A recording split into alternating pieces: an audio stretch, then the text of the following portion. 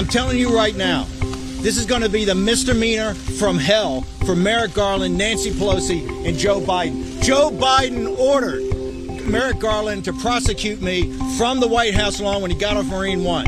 And we're going to go on the offense. We're tired of playing defense. We're going to go on the offense on this and stand by. By the way, you should understand Nancy Pelosi is taking on Donald Trump and Steve Bannon. She ought to ask Hillary Clinton how that turned out from them, okay? We're going on the offense. Hey, everybody. Welcome to the Muckrake Podcast. I'm Jared Yates Sexton. I'm here with Nick Hauselman. We got a big, important show today. Before we get into it, though, we just want to make an announcement. This Thursday at 7:30 p.m.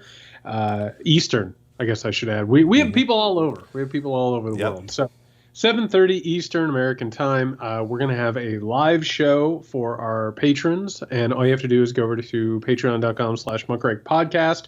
We're going to be taking questions. We're gonna have a Q&A for this episode of The Weekender. So you go over to patreon.com/muckrakepodcast. If you haven't been to one of our live shows, they're a good time. They are a great time, a great community, lots of great questions, lots of great discussions, and it's fun too. Yeah, it's a good time. Unfortunately, we got some serious stuff we got to talk about tonight and also on Thursday. We'll go ahead and get started. We've got so many things that are slipping into place. I was telling Nick before we started recording, I'm feeling kind of rough about a few things. Some of the things that we've warned about, some of the things that we've talked about are escalating, and things are falling into place for some really bad situations. But before we get into all of that, Steve Bannon turned himself over to the authorities. He's been found in contempt of Congress. He handed himself over to the FBI. He is now out and free and has basically thrown down the gauntlet and said that he's going to make life hell for the Democrats for putting him in this situation. Yeah, it's strange because it really wasn't him surrendering. You know, there was no bail paid. There was no formal processing of that. So he was just kind of like, hey, what's happening, guys? And then, let's do a press conference. It was funny because I noticed this listening to a very brief section of his press conference where he kept saying the phrase "stand by," and apparently a lot of people noticed this. I wasn't the only one. Did you? Yeah, and this has turned into, of course, if people might remember back during the presidential debates between Trump and Biden, Trump was very specifically asked about the Proud Boys and paramilitary groups in the right wing, and he said very specifically, stand by. And the Proud Boys and these other right-wing paramilitary groups, they heard him loud and clear.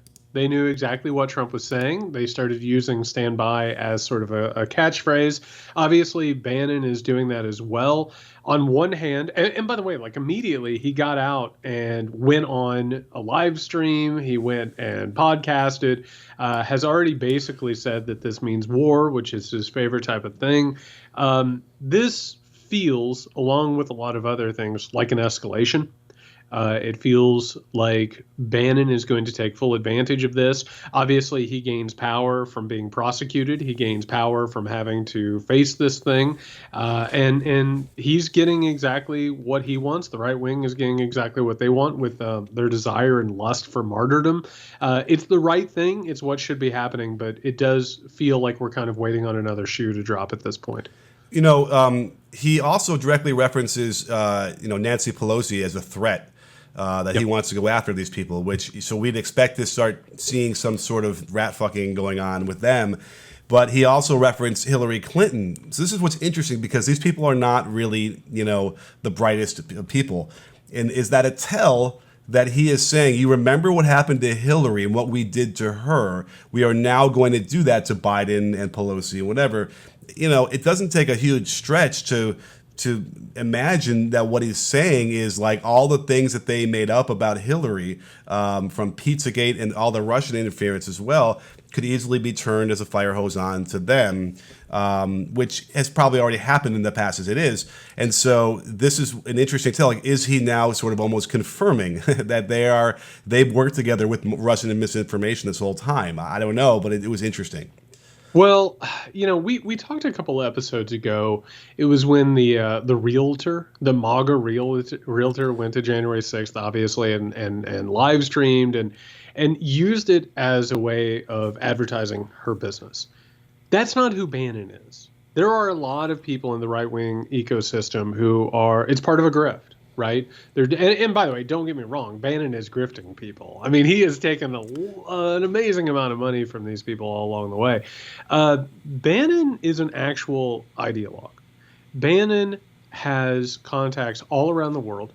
He has worked extensively to build anti-democratic ties in every region of the world.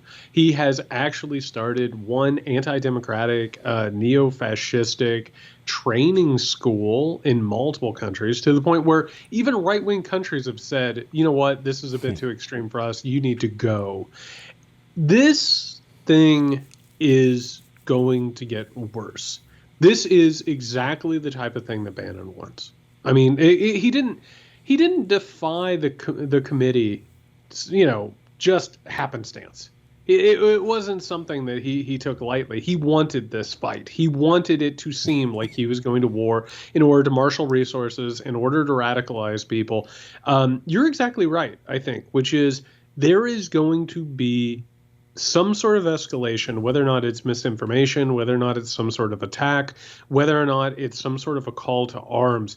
It is almost a certainty at this point that something from this is probably going to a switch is going to get flipped. Something somewhere is in motion at this point, because this is exactly what Bannon and all of his cronies, this is what they dreamed of. Right. And I would, by the way, take a misinformation campaign any day over inciting the Proud Boys to violence, which, at this point, as it's growing as a movement, could very well be a really, severe thing where they will plan stuff. And again, they were emboldened, not scared by January 6th. This was a test run. And it was very organized. We keep finding out more and more information, and we will about how the politicians were involved. And again, it was all the piece of the puzzle. They needed a insurrection, a violent, attempt on the Capitol to facilitate the delaying of the counting of votes, so that they could then, convince, I guess, Mike Pence to not accept the electorate. So anyway, the point being that this is all part of a process. And, Bannon sounds like, the Obi-Wan thing. He's like, strike me down, I'll be more powerful than you'd ever imagine. And this is sort of what he sounds like he's trying to do. And he's not going to accept being arrested as the thing. He will continue to be as active as he can, but this is going to be the rallying cry.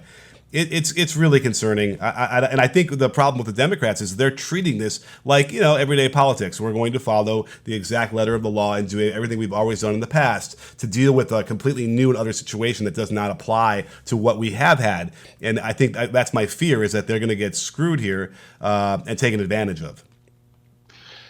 It was a no-win situation for Merrick Garland and the Democrats. On one hand, if Bannon was going to just, basically throw up both middle fingers to the commission and the subpoena, and they weren't going to do anything, at that point, as Trump has shown us time and time again, if there are no consequences for your actions, well, I'm going to do whatever I want. Absolutely nothing will stand in my way. But Bannon, like a lot of really good chess players, had multiple moves here. On one hand, if he wasn't going to be brought to task, that was going to make him more powerful in a different way, and he'd be able to act with impunity however he wanted. In this case, I want to be very clear about this, because we're going to get into some deep water here today. Steve Bannon is a revolutionary. That's how he patterns himself. That's what he believes. He really, truly, honestly believes. This guy, who, by the way, made a ton of money off of Seinfeld syndication money. I mean, that's where a lot of Bannon's money comes from, for those who don't know. He really fashions himself as some sort of a revolutionary figure. In this case, revolutionary figures love the escalation. They love whenever a culture war gets hot. And all of the ingredients are happening right now to turn this culture war up a couple of notches. And this is happening everywhere from revolutionaries like Bannon, the ideologues on the far right who are calling, of course, for Caesarism and the suspension of democracy, who are writing memos. We just found out, by the way, Eastman, I don't know if you saw this, Eastman didn't just write a memo that said how to try and overturn the election in Congress. He wrote a memo to Trump on how to use the military and how to basically bring the country to heel in a military coup. Well, we're going to talk more about that. For those of you who tuned in to hear us talk about Michael Flynn, don't worry. We're going to talk about Michael Flynn in just a minute and how this whole thing plays into it. But Bannon absolutely welcomes this. And it was a no-win situation for the Democrats. There was nothing they could do. One way or another, there was going to be a problem that was sown from this. And I think we said this last week. He had to be brought in. He had to. You had to go ahead and press charges against him, and you had to hold him accountable. But you also have to understand that this isn't just political theater right now. Mm-hmm. You know what I mean? These aren't symbolic actions. These are steps right now that at any moment the ice could break through. And that's what people at home need to understand, but that's especially what politicians at this point need to understand is they're playing with live ammo right now. That's where we are. Here's my issue, and this connects to another piece of news that came out earlier today about just the way our system is set up. If we don't progressively update the safeguards that are built into these things, you have people like Bannon who will be able to take advantage of the language. Now, we saw with Kyle Rittenhouse, I don't know if you saw this today, but if you remember in our last podcast, I told you with unequivocal certainty that he was going to be getting 9 months because he was a minor with possession of a dangerous firearm. And the judge was able to dismiss that charge outright because the length of the barrel of the gun was 16 inches, and the law says it has to be less than 16 inches. So if it was an eighth of an inch shorter, then he would have been able to, that would have been a charge or whatever. But because it was longer, like it was too big to be considered, some sort of a dangerous weapon, they dismissed that charge. This is what we're at here. This is insane. Man. You did. When we talked, because that's the thing is like I was with you. Like my logical brain said they have to, this kid has to be punished under the law, and then immediately it was like, no, this is right-wing reactionary white supremacy. They'll figure out a way to get around it, and lo and behold, and by the way, that judge, whew. He's something. And by the way, he tries to throw out, when they zoom in on the video, they actually had an expert come in and describe what it was, so they understood why that was still acceptable for evidence. And he was still in front of the jury trying to taint the value of that, which, by the way, if they can get rid of that part of the evidence, then the case does fall apart. So you become an absolute slam dunk. This is going to be the easiest prosecution I've had ever for at least one of those counts. To now, he's going to get off on everything, I think. It is truly frightening because I don't think anybody reasonably would argue, even if you want to say it was self-defense all the way across the board, it doesn't necessarily matter in the sense that he should serve some amount of jail time, right? If he was supposedly there to protect a used car dealership, whatever, then why is he wandering off of that property and starting to look around and get involved in other fracases, which then lead to him killing people? You need to be punished. He should be going to jail for some amount of time. It's not, okay, let's say he's not a serial killer who's killed two people within 5 minutes of each other and on a rampage. Doesn't matter. He should go to prison for a year, 2 years. I don't know, something, right? And he might not get anything. That is a system that's broken. Oh, it's beyond broken. It's completely rigged in one direction. I had a moment, it was after we talked, it was for the weekend or last week, and I had to do some traveling, take care of some family business. And I just spent a lot of time thinking about this judicial system and the fact that it's just, when you really look at what it is, and I'm really glad that this judge has been focused on the way that he has. I'm glad people are getting a glimpse at it because this is what the judiciary is. This is who these people are and how these things work. And, for some people who haven't been paying attention, and listen, I'm not really going to blame people who haven't been paying attention. America tells you not to pay attention. America tells you don't worry, live your life, consume, have fun, do what you're doing. Everything's under control. Obey. I promise you. Obey. I promise you, people have this under control. And you look up one day and you're like, oh my God, law enforcement, the judicial system, the military, all of these things, and high capitalism, all of these things are riddled through with white supremacy. And you suddenly look at it and you're like, oh my God, like all of the deck is completely stacked. And then you start moving into where we are now with this culture war. And everything that we're talking about today are flashpoints, right? The Bannon thing, this is going to be something that radicalizes people. It's going to, and because people who think that Bannon is a hero or Trump is a hero, and I got to tell you, by the way, I spent a lot of time in gas stations all around the country over the past couple of days. Everywhere you go, Nick, let's go Brandon, Trump, fuck Joe Biden. I mean, it's everywhere. It's everywhere. And it's like taking a walk through the unconscious. You know what I mean? The dark, ugly places of the American mind. You drive around, it's one billboard after another. I can't tell you how many people I overheard talking about conspiracy theories over the past 2 weeks. Just constant stuff. The temperature is being turned up. When flashpoints like Bannon happen, they look at him and they say, he's a political prisoner. They're going after him because he has a political point. Kyle Rittenhouse, and we talked about this when this thing originally happened. They're turning him into a hero, Nick. They basically, and I can't tell you how many right-wing voices I've heard say, that 17-year-old, that 18-year-old, he went and did what nobody else would do. He saw law breaking down. He saw property being attacked. He went out and he took matters into his own hands. The only thing he's guilty of is being too naive to understand that, you know, there's a conspiracy against him. Nick, it is turning up. Simply. How did you omit education in that list of things that are now becoming radicalized? Because, you know, here's the thing. We're all ringing the bell and warning people about fascism and what's going to happen when these people, you know, take over and what they're trying to do. Well, they're doing the same exact thing. So when they say that Bannon is a political prisoner, they're also saying this is going to be fascism. Look out. They're going to warp your kids' minds. They're going to, you know, anybody who wants to, you know, speak out against the government is going to be arrested. Like, this is what they think. It's a powerful argument. It's very frustrating because it should be very clear. And in the past, we'd say, okay, get the Build Back Better bill passed. People will feel a bit better about their situation, no matter what they live, where they lie politically. And then those radicals will just, you know, they'll stay home because it feels okay to them right now in the ether. But what we are now seeing is that radicalization means that they're not quiet anymore. Because we, you know, for a long time, you think we're living in a certain country because those people are quiet. They're not quiet anymore. Trump has allowed that to be out in the open. Proud Boys on down. And not only that, but they are now radicalized to vote. That is the scary thing, right? We can't ignore the fact that Trump broke the record for number of votes in a presidential election.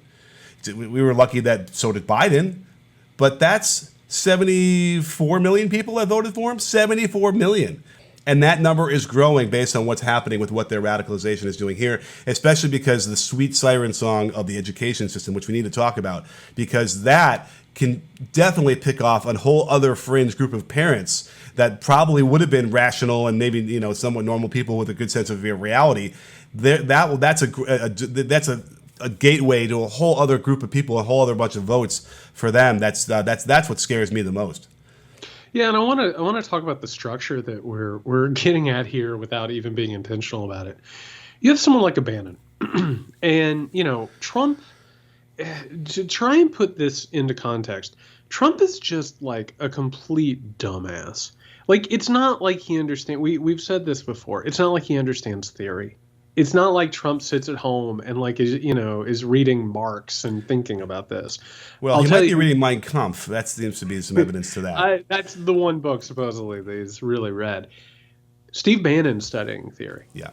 Steve Bannon is at home studying all of this stuff. People like Steve Bannon are sitting at home right now. I mean, Bannon probably went home and after broadcasting, he sat down with leftist theory in order to figure out how to go after it.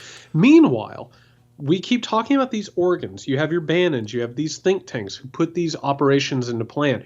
It starts seeping up, right? And it starts seeping up into people who are going into their school board meetings, who are threatening their city councilors.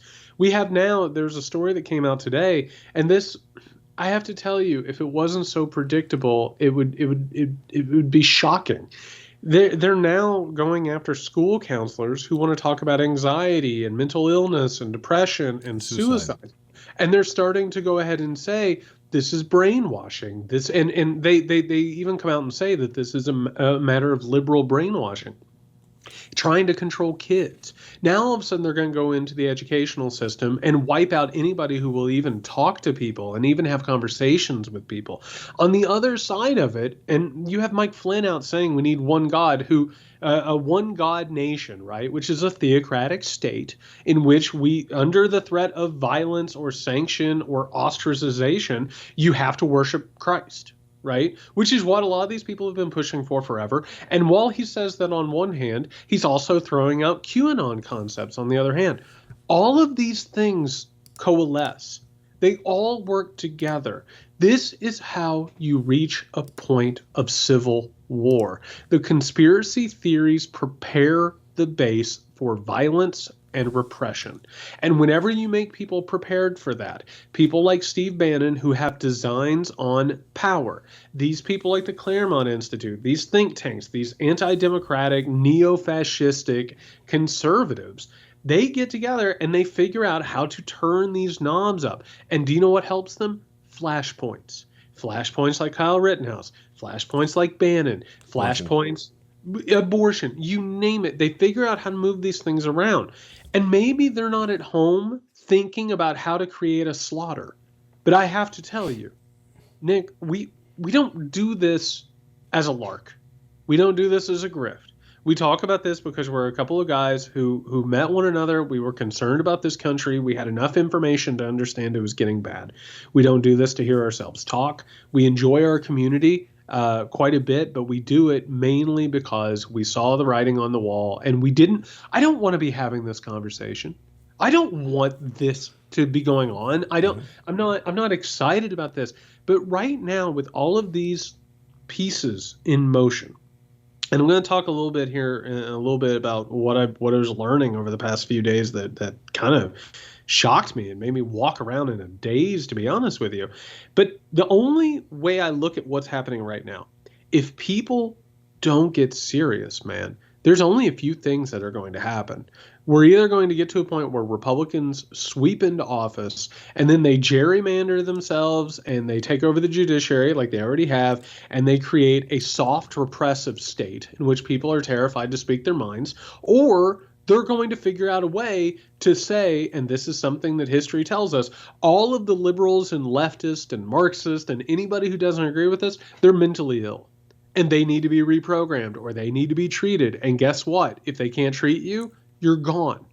You're gone. Let's pretend that part doesn't happen, but if they take over, and remember, they're railing against being censored and canceled and all the things they want to be able to say, which are horrible, horrific, incendiary things that would just cause a lot of, strife and bullying and all these things. So they unleash that across the country. Now, that is a really interesting thing because now you would inflame, racial tensions. You would inflame class tensions. You'd have a truly horrible country. I mean, listen, I remember in the 90s the pushback against being politically correct, and this is ridiculous, and I should be able to. But again, when you think about what they're arguing, they're like, I want to be an asshole, and you have to allow me to be as much of an asshole as I want to be. That's the nicest way of putting it, by the way. Yes. What they're really saying is, I want to be a racist. I want to be able to be a racist and have no self-reflection and no consideration for anyone else's feelings at all.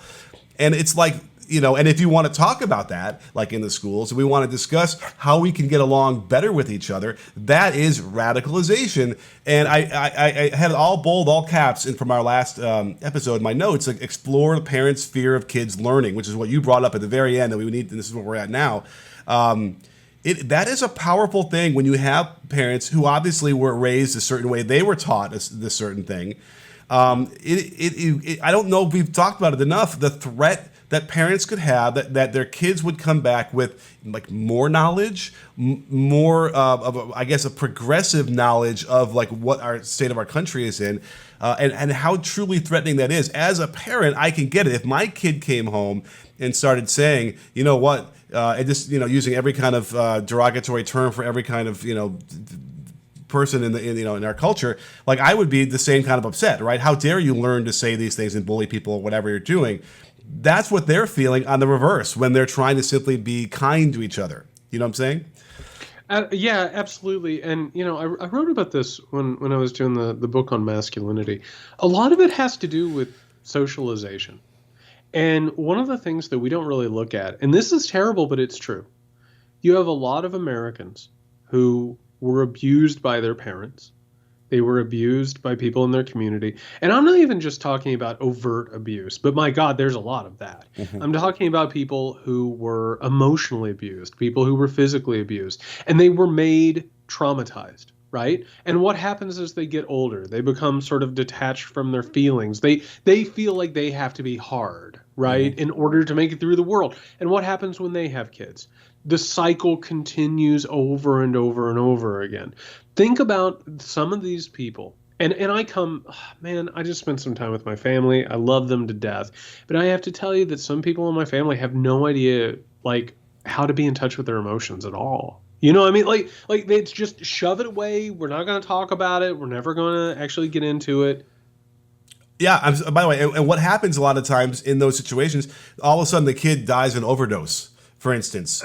And they're like, we had no idea because we didn't talk about anything. We shoved everything down. Like suicide. This kid kills himself because we didn't talk. We said, no, you can't have those feelings. You're not allowed to have those feelings. I'm sorry I interrupted you, but like that is what I'm gleaning from this stuff, right? That's what they're pressing and pushing down, these tragedies.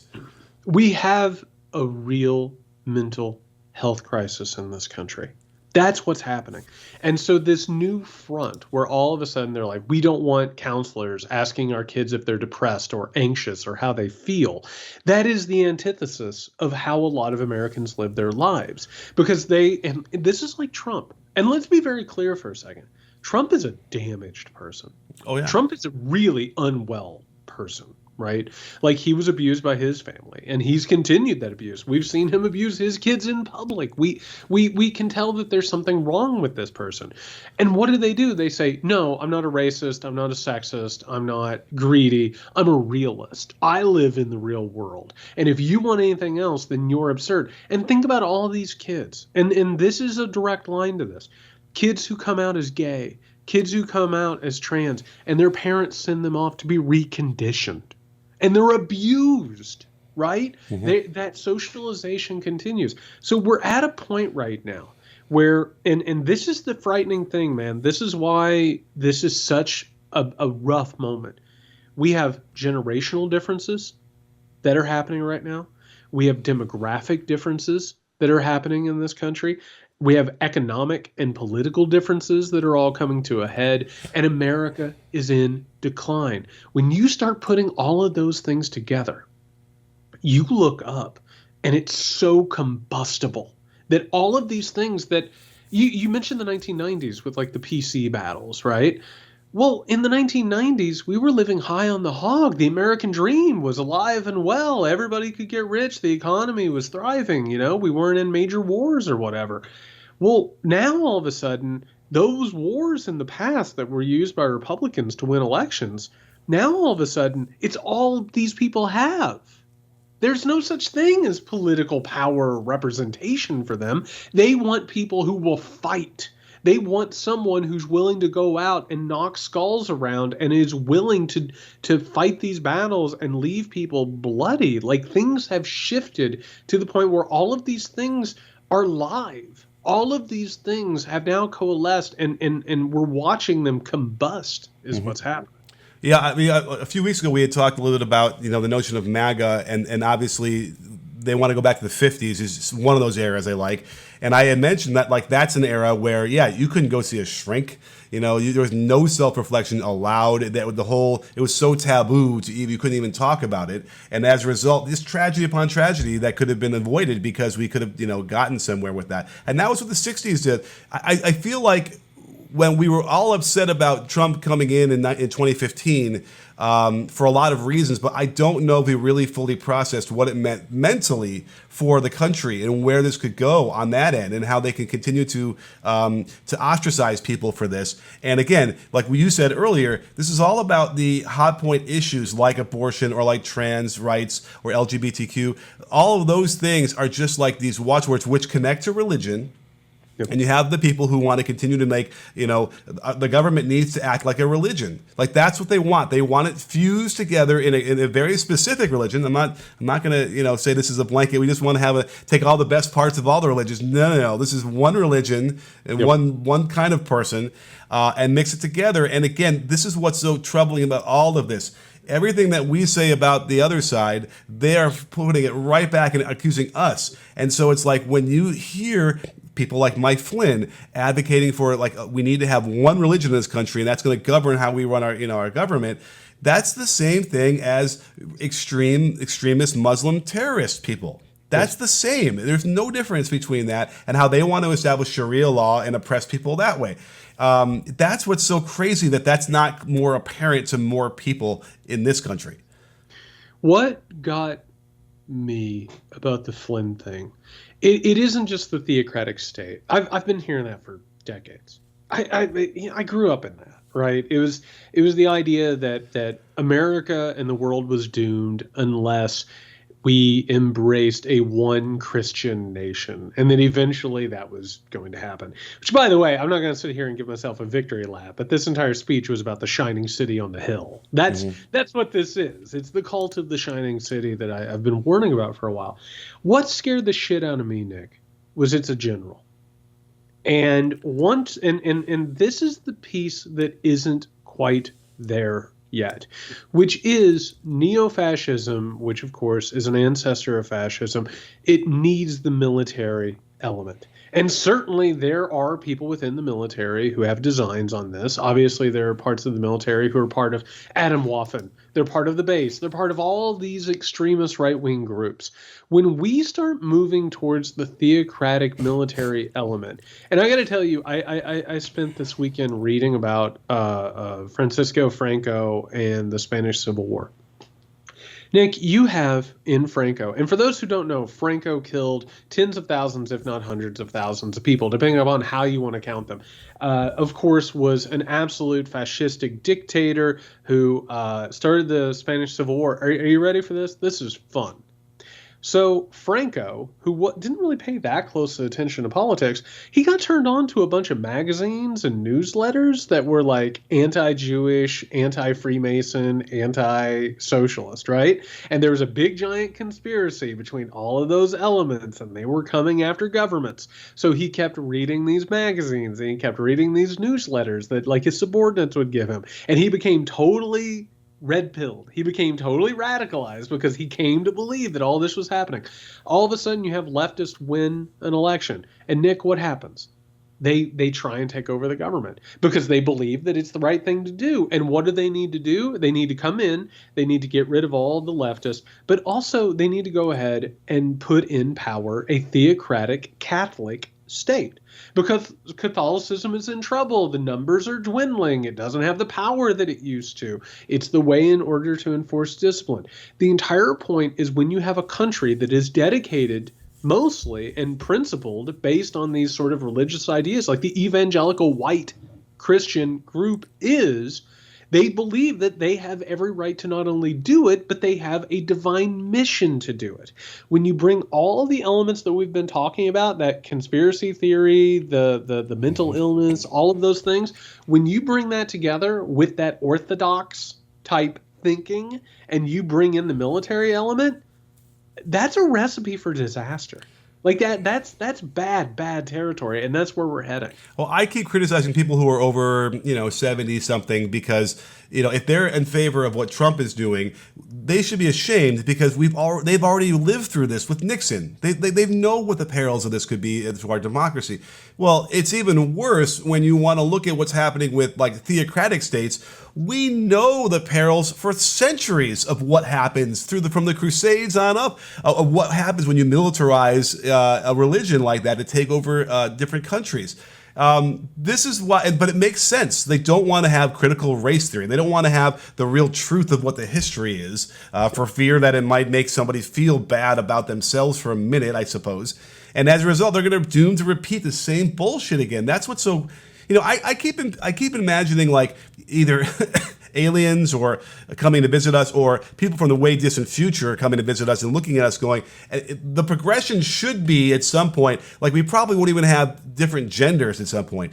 Everybody will have evolved to the point where we don't have genders, we don't have religion, we all live in harmony and peace, we all are very smart. Wait, are you having your communist moment? Is that what just happened? I mean, but I'm thinking of like, aliens who are looking strange, but like who are glowing and who have this incredible perspective on like what humanity can really be, right? That's what I'm picturing versus like, any kind of, communist who wants to call me comrade. So either way, it just seems like it's just a delay of getting to that point. But the bottom line is, it just seems like there's no other rational future if it's allowed to progress properly than to get to that point I just described. And yet we have these assholes and these idiots who are like, it's like a circle of hell. They're reaching up and grabbing anybody they can to pull down with them as they descend into this madness. It's insane.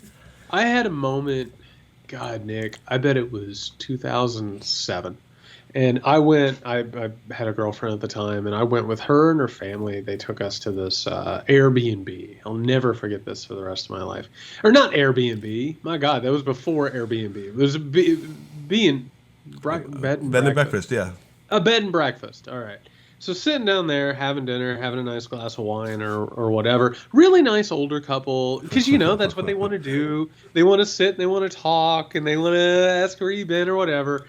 And they started telling me about a trip that they took. They went to Europe and they went to England. They went to France. And then they went to Spain, Nick. Yeah. And do you know what they said to me? I can't wait to hear. They said, and by the way, this was a sweet old couple. And they said, that's when Franco was still in charge. And I'll tell you, people say things about him, but it was clean. There was no crime, and everybody was so nice, and we felt so comfortable and so safe. He was a dictator who killed everybody who stood up to him. There is an authoritarian spirit in people, and a lot of them, and this thing isn't new. This has been in America for a long time. This thing has been brewing here for a long time. It just so happens that these same people had control over politics, had control of the economy, had control over education. They had control over everything. Now that generation is starting to lose part of their stranglehold on power, now that those authoritarians feel like they recognize that something is shifting, guess what they would welcome? A Franco. Mm-hmm. They would love a Franco right now. Somebody who, by the way, Franco eventually, after he killed off all the people, put them in camps, re-educated them. Nick, this was great, by the way. They took away children. Tens of thousands of children. If you were a Republican, which meant that you wanted representative government, if you were a leftist, if you were an intellectual, if you were a teacher, they would take your kids because you weren't a fit parent. Because it was a dangerous environment. And what they do, they hand them over to orphanages, the church, they handed them over to their own party members or whatever. After they did all that, Nick, he was like, we're open for business. And do you know who came in and worked with him? Corporations. They came in, they were thrilled. Why? Because there weren't any labor strikes. There weren't any unions. There wasn't nobody complained because you'd be killed at that point. Mm-hmm. They love this shit. They need this shit. They don't believe in representative government. They don't believe in liberty or equality. They just want things to be the way they want them under any conditions. And they'll look the other way. They don't care if you get killed, kids get taken, people get raped, as long as things turn out the way they want them to be. And also, if you want to get a feeling of this viscerally, you can watch Pan's Labyrinth, which is in that era, and really, really brings out the terror of that government regime in a way that few filmmakers can do. So that's a worthy thing. I will also say that, I'm glad that you touched upon opening for business after they purged everybody and got everybody in order, because There are people here who are not necessarily like have that gene of needing authoritarianism. They're authoritarian curious or authoritarian adjacent or whatever, but it's because they're greedy. They recognize that there's an opportunity once that happens where they can just make a lot of money, particularly if you're a white guy. That's going to be your opportunity. So I don't give a shit if we're going to like tear down everyone's rights and make everything completely unequitable and not fair, because I know that in that situation, I'm going to make a lot more money, and that's fine. That's okay. That's also scary because you can peel off a whole section of people that would normally be rational, sane, people who believe in democracy. You can peel them off because they know there's a promise of a lot of extra money there. And that's again, when you mix capitalism with democracy, it's a normal outcropping. I don't know why I don't know why you perhaps have a different version of like what money means and what our values are. It's interesting how that all evolves. But there's a huge section of our country that simply would give away a lot of rights, knowing that they can make a little more money. Oh, a ton of them. And by the way, for the record, it wasn't just corporations. Do you know who swept into Spain almost immediately after all these killings? America and Britain. They immediately just were like, yeah, absolutely, arms wide open, let's do it. And that is because of exactly what you're talking about. It is a system that prioritizes having power concentrated in a few hands. There's an inherent contradiction of capitalism. When you fix this contradiction, by the way, when you have an FDR, when you have these investments that go ahead and make sure that people have enough money and they can live decent lives and they have a social safety net, when you have that, those contradictions can be fudged a little bit. They can be moved around. You can try and make the system stay the way that it is. But eventually, every time capitalism heats up to the point where only a few people have money, and suddenly people don't want to work because they're not able to even afford their lives anymore. They don't have enough money to buy a house. They don't have enough money to provide for their kids. Sooner or later, you can't even have kids because you can't afford them, right? You can't afford education. You can't jump through any of the hoops. And all of a sudden people say, you know what, screw this. I don't want to do this. And then you have a problem. They can't buy your stuff. They can't circulate the money anymore. Well, why are they going to work? You need someone to come in and bust skulls. You need to have someone come in and put the fear of God into people and suddenly start to believe that there's a religious element toward going to work, which all of these elements are in play right now. That's where we are economically. That's where we are politically. That's where we are socially. So the question at this point, and I know that this is heavy stuff, and I this is a warning tonight. It really, truly is. The question at this point is, will any of these flashpoints be the thing that will set this thing in motion or push us further ahead? We haven't even talked about it. The infrastructure bill got signed into law today.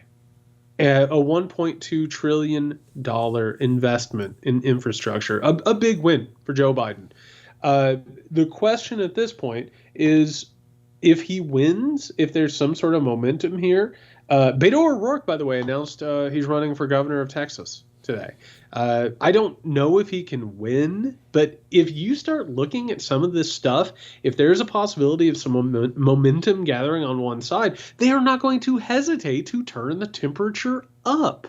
Like, we are constantly on the precipice of this moment, of some sort of a flashpoint that will take this cold cultural war with a few deaths here and there and some blood spilled over here. We are constantly right now on the precipice of this thing just jumping over the edge. I mean, that's truly where we're at. Yeah, it feels worse every day, and unfortunately, and then I'm glad you brought up the notion of like not going to work, and we probably need to explore that in another episode even more deeply, because to me, it's like, well, I'm still not clear to me where all the service people go. Like, I've now been out and about a bit in the last like month, and it's clear that there are completely understaffing situations. They don't have people to work in the service industry.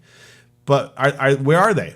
Where do they end up going? Do they take alternative jobs? Like, in the past, I've been like, I want to be an actor. I need a flexible schedule. But instead, they're like, well, screw this. I'm just going to take a job in a cubicle and, give up that dream. I don't know, like, what the answer to that is. I'm going to run an Uber. I'm going to run Grubhub. I'm going to run DoorDash. I'm going to gig economy. Okay. Or I'm going to sit at home and I'm going to collect unemployment, I guess, right? Unemployment. I'm going to mine Bitcoin. All of that. Now, I will say I saw a sign, Nick. I appreciated this. It was a Wendy's sign. Because, and again, I drove cross country over the past couple of days. Every sign on every fast food place, now hiring. Mm-hmm. I mean, it's everywhere. Everywhere says now hiring right now. There is a Wendy's sign. And I actually appreciated this. Are you ready? Yeah. It was pretty shocking. It said, we pay more and we treat you better. That was the sign. And that to me, because that's a franchise, right? That's somebody owns a franchise and they decided they're like putting this up. That's somebody who gets it. Mm-hmm. You know what I mean? That's like somebody who looked at this situation and they were like, I need to stop calling people lazy. I need to stop treating people like shit. If I'm going to get anybody to work at my place, it's going to be through this. That shows you, out of this entire conversation that we're having, there's only one solution to all of the stuff that we're talking about. Solidarity. Yeah. Oh, no, Jesus. You're gonna go the union route, huh? Solidarity forever? It's solidarity. That's it. It's solidarity. That's the only answer to any of this. Trusting one another, having faith in one another, taking care of one another. That is the only solution in all of this. You know what the parents are going to tell you when you use those terms in school, when you have these counselors? Because I meant to bring it up earlier, because I grabbed a little quote from, I went on their website, by the way, the website of these people in Indiana who want to get rid of CRT. But you got to hear this, because I just want to throw this out there, because I grabbed it before we get too long in the tooth here. At an event at a church in Whiteland, Indiana. Do you know where Whiteland is? Yep. Whiteland. By the way, it's an interesting name for a town, huh? Well, I find it interesting that a lot of this is coming from Whiteland, and a lot of it is coming from Carmel, not impoverished areas. I'll just say. Well, so last month, hosted by the activist group Purple for Parents Indiana. And I don't even know why purple is a thing, but is it purple the state color or something like that? I don't know. No. I feel like Evansville is for the purple somethings, right? No? Purple Aces? Right? So what does that mean? Is there some significance to purple? No? That has nothing to do with it. All right. It is Purple Aces, right? It is the Purple Aces. It's a great mascot. Anyway, so the Rhonda Miller, who's the Purple for Parents Indiana's group's president, said, grade school lessons centered on emotions are meant to prepare children for, you're sitting down? They're meant to prepare children for sex trafficking by teaching them to be accepting of LGBTQ identities and introducing them to books about sex, gender, and sexuality. Sex trafficking is what happens when you teach about sexuality and LGBTQ identities. This is what they're up against, right? This is scary stuff. And I can't think that I help but think that this is some sort of weird closeted reaction to some of this stuff too. I don't know, but I'm thinking of even American Beauty and stuff like that, where this is just, that could be a symbol of where we're at in this country. It's the worst thing that they can think of. And as a result, if the left is doing this, if the left is some sort of pedophile cabal, and by the way, for the record, there are people doing this. Mm-hmm. It's not a coincidence that Epstein got discovered as all of this is coming to a head, right? There are people out there who abuse kids. There are wealthy elites, powerful people who do awful things. Do not get me wrong. This is just a continuation of something that has happened throughout the ages. I think I've said this before. I found it in ancient Rome. It was abusing kids back then. That was the reason why you needed to kill your enemies. It was the reason why you need to do this. And you find it one place after another. Everyone's enemies abuses kids. Everyone's enemies abuses kids in order to gain some sort of magical power from them. The adrenochrome bullshit. That is the purpose. If your enemy is out there abusing kids, why wouldn't you kill them, Nick? Why wouldn't you? You need to kill them. They need to go to jail. They need to be executed. They need to be thwarted. They need to be neutralized. This entire thing is about setting up a legitimization of violence. That's all this is. Well said. Yeah. And that is the reason. We're not here to indoctrinate or to try and scare people into being a certain way or be progressive or left or whatever. We're here because we're worried about violence. That's really, I think, what we're saying, what you're saying, what I'm saying, and that is true. And it's not alarmist. We keep seeing it. Like, how many different incidents of people dying and being injured and hurt from these inspiration of these leaders do we have to have? You know, do you want 5? Do you want 10? Do you want 12? Do you want mass shootings every month, every week? Like, this is what's happening. And that's the thing, is we can't have people bury their heads in the sand anymore.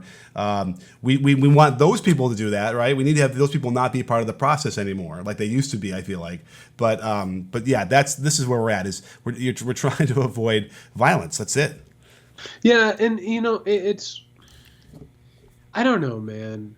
We talked. God, let me see. We would have talked probably right after that Trump rally that I got some notoriety from. So it would have been the summer of 2016. And I remember we talked, and you were one of the few guys that I talked to who seemed to get it.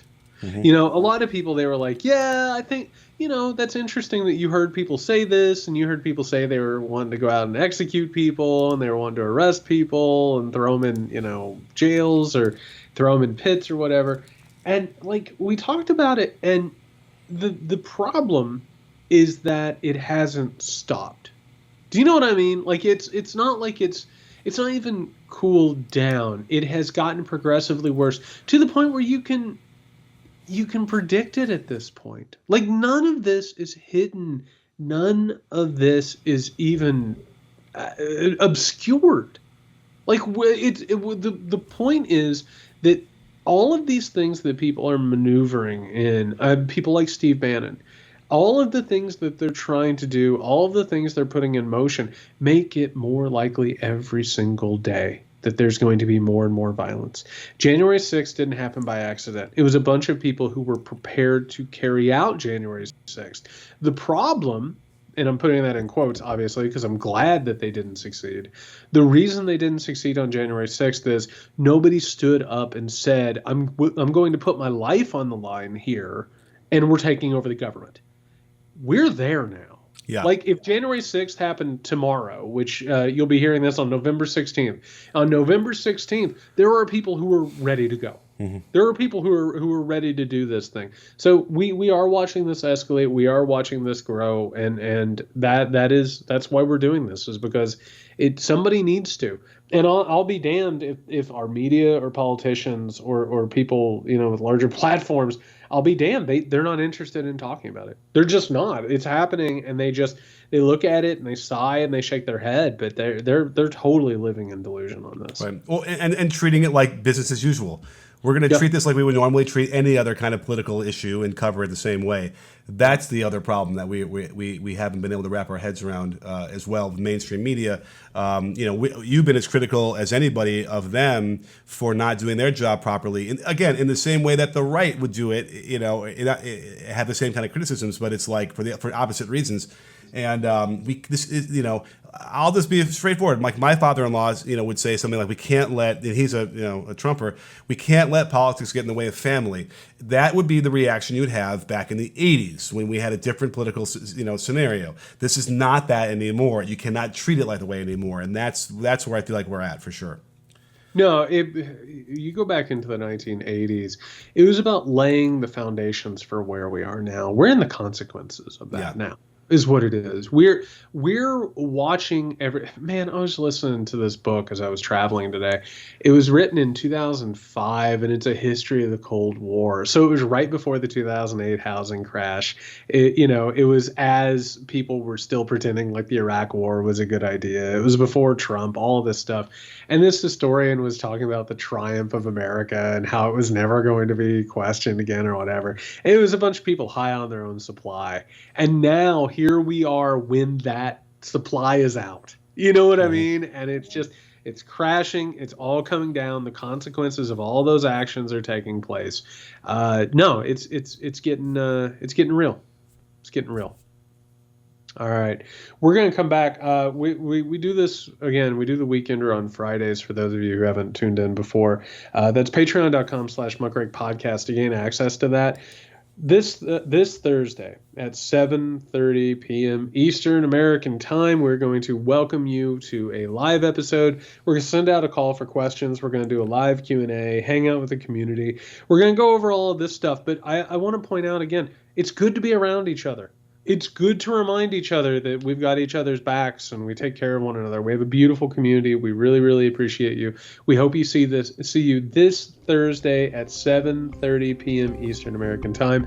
If you need us before then, you can find Nick at Can You Hear Me SMH. You can find me at JY Sexton. As always, everybody, stay safe out there.